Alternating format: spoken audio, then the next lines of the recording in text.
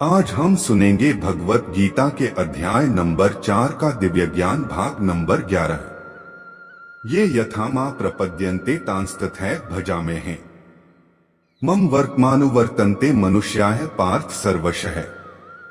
जिस भाव से सारे लोग मेरी शरण ग्रहण करते हैं, उसी के अनुरूप मैं उन्हें फल देता हूँ। हे पार्थ, प्रत्येक व्यक्ति सभी प्रकार से मेरे पथ का अनुगमन करता है। प्रत्येक व्यक्ति कृष्ण को उनके विभिन्न स्वरूपों में खोज रहा है।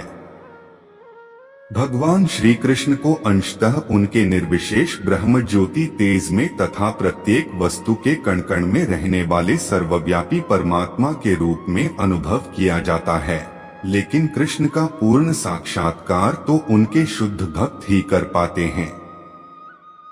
फलतः कृष्ण प्रत्येक व्यक्ति की अनुभूति के विषय हैं और इस तरह कोई भी और सभी अपनी अपनी इच्छा के अनुसार तुष्ट होते हैं।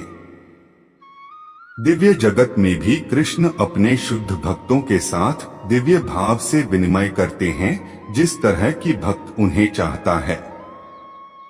कोई एक भक्त कृष्ण को परम स्वामी के रूप में चाह सकता है, दूसरा अपने सखा के रूप में, तीसरा अपने पुत्र के रूप में और चौथा अपने प्रेमी के रूप में। कृष्ण सभी भक्तों को समान रूप से उनके प्रेम की प्रगाढ़ता के अनुसार फल देते हैं। भौतिक जगत में भी ऐसी ही विनिमय की अनुभूतियां होती हैं और वे विभिन्न प्रकार के भक्तों के अनुसार भगवान द्वारा संभाव से विनिमय की जाती हैं।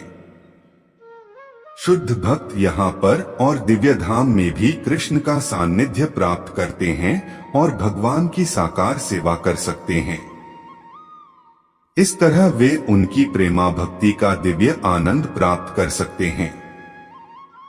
किंतु जो निर्विशेषवादी सच्चिदानंद भगवान को स्वीकार नहीं करते, फलतः वे अपने व्यक्तित्व को मिटाकर भगवान की दिव्य सगुण भक्ति के आनंद को प्राप्त नहीं कर सकते।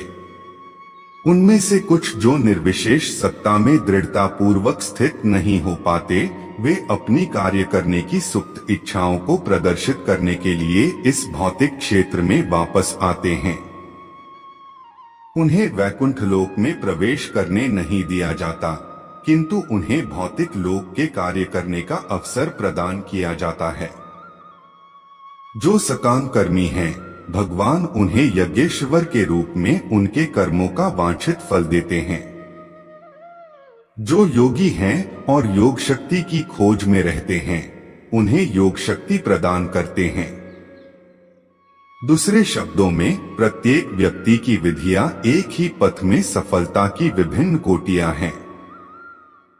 अतः जब तक कोई कृष्ण भावनामृत की सर्वोच्च सिद्धि तक नहीं पहुंच जाता, तब तक सारे प्रयास अपूर्ण रहते हैं, जैसा कि श्रीमद् भागवत में 2 मार्च 2010 कहा गया है।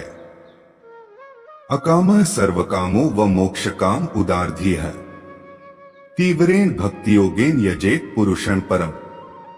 मनुष्य चाहे निष्काम हो या फल का इच्छुक या मुक्ति का इच्छुक ही क्यों न हो, उसे पूरे सामर्थ्य से भगवान की सेवा करनी चाहिए, जिससे उसे पूर्ण सिद्धि प्राप्त हो सके, जिसका पर्यवसान कृष्ण भावनामृत में होता है। अगले भाग में हम सुनेंगे भगवत गीता के अध्याय नंबर 4 का दिव्य ज्ञान भाग नंबर 12।